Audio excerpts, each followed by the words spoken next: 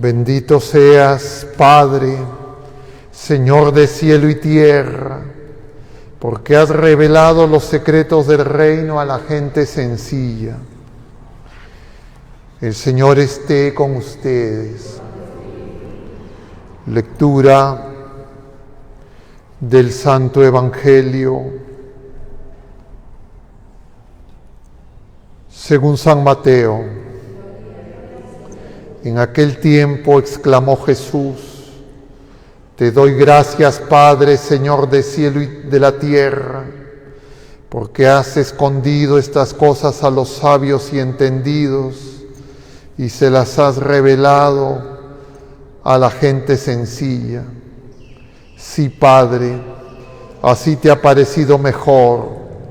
Todo me lo ha entregado mi Padre y nadie conoce al Padre sino el Hijo, y nadie conoce al Hijo sino el Padre y a quien el Padre se lo quiera revelar.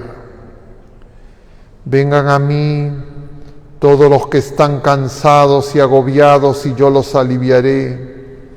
Carguen con mi yugo y aprendan de mí, que soy manso y humilde de corazón, y encontrarán descanso, porque mi yugo es suave y mi carga es ligera. Palabra del Señor. Muy queridos hermanos, estamos hoy celebrando la solemnidad de San Martín de Porres, santo compatriota nuestro, y yo diría uno de los santos más grandes de la Iglesia, pero como se dice en otras esferas de la vida local, nacional, por ser compatriota nuestro nosotros no tenemos conciencia del gran santo que el Señor nos ha regalado. Y hay muchas cosas que podemos encontrar en el ejemplo de la vida de San Martín de Porres. Creo que casi unánimemente se destacan la humildad, la caridad y el servicio. Y estas virtudes que resplandecieron en Martín de Porres, además, están en relación a lo que nos dicen las lecturas.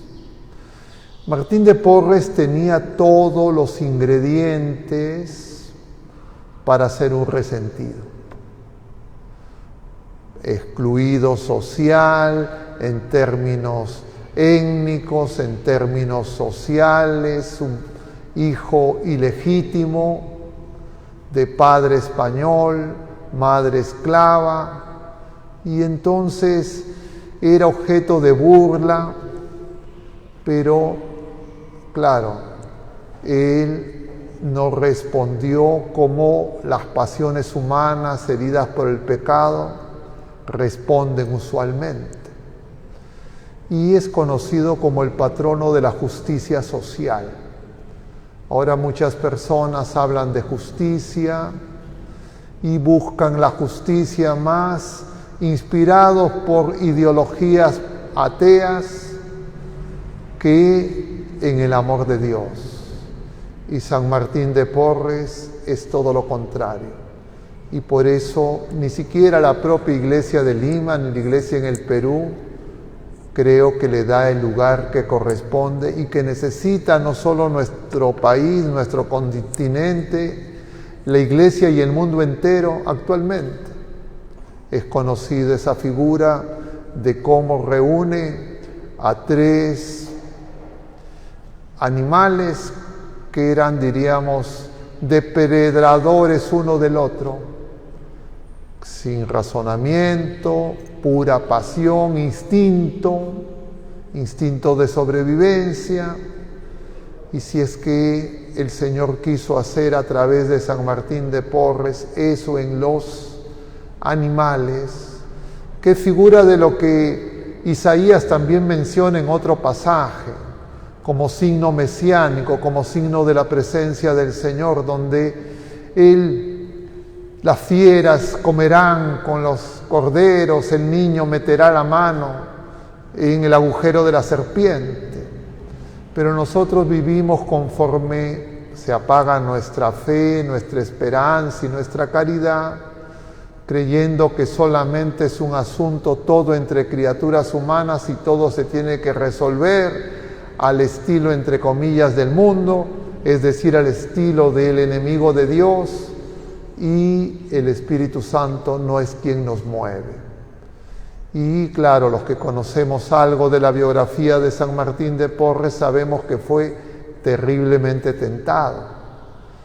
Pero claro, el demonio, que veía que había logrado victoria sobre esas pasiones que de repente en algún momento aparecieron en su corazón, lo tentó más, entre comillas, con halagos.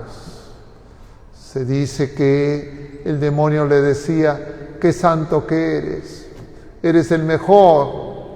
Y entonces Martín, una y otra vez, no caía en esas tentaciones.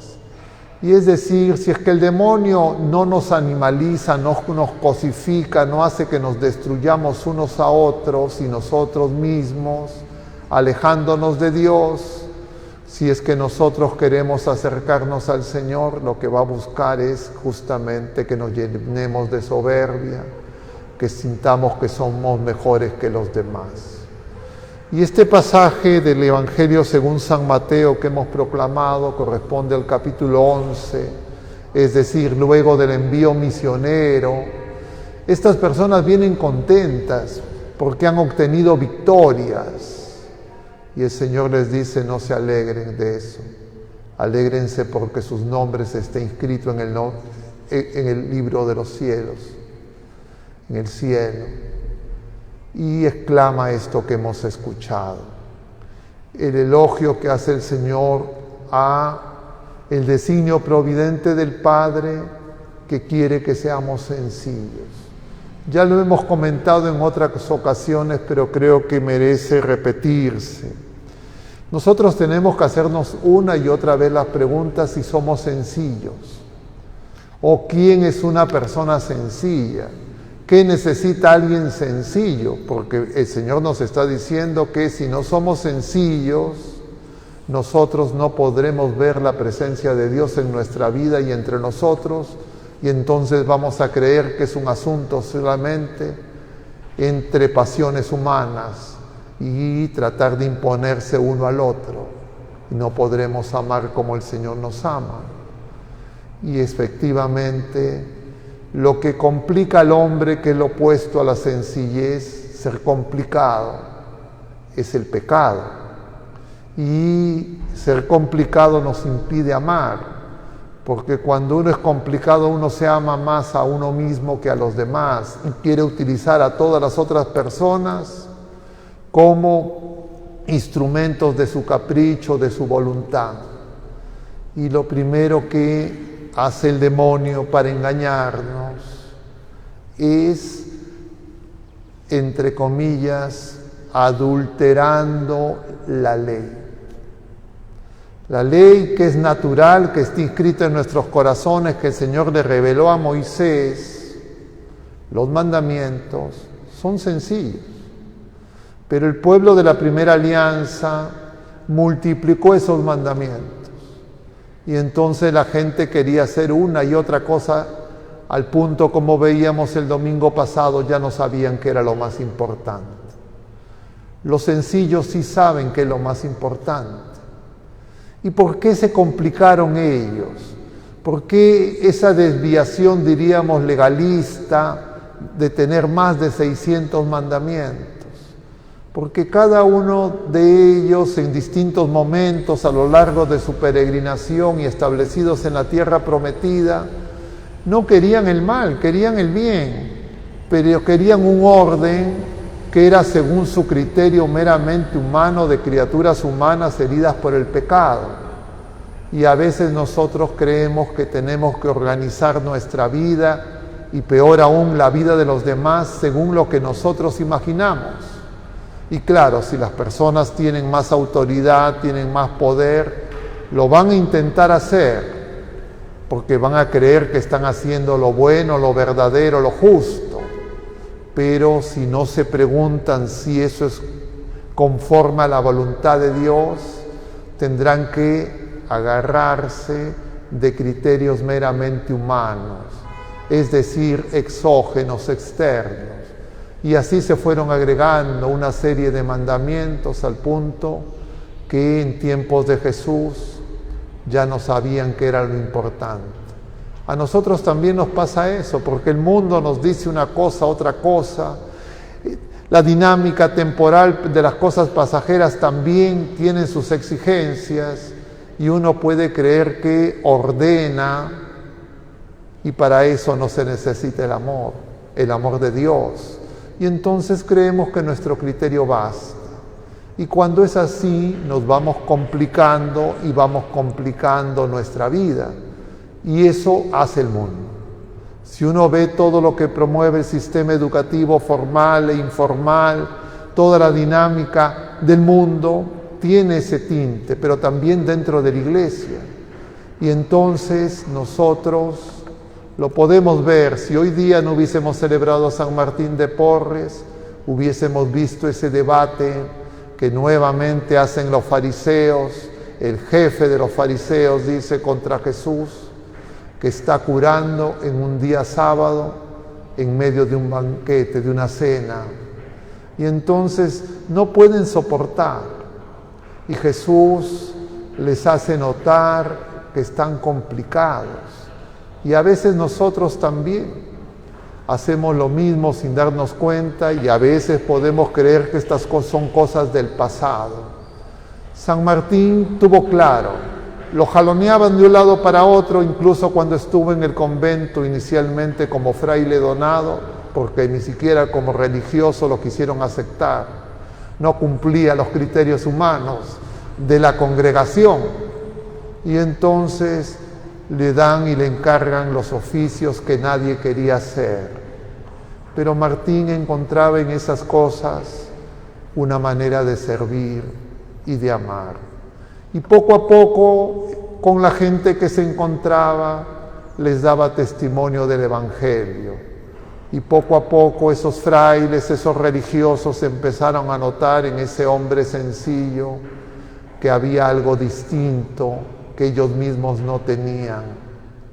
Y entonces Martín se mantuvo fiel y sencillo, humilde, sirvió hasta el final de sus días y pasó curando y tenía una frase: yo curo pero el Señor sana, para indicar que lo importante en el obrar humano no es nuestras pericias, nuestras destrezas, nuestras habilidades, nuestros dones humanos.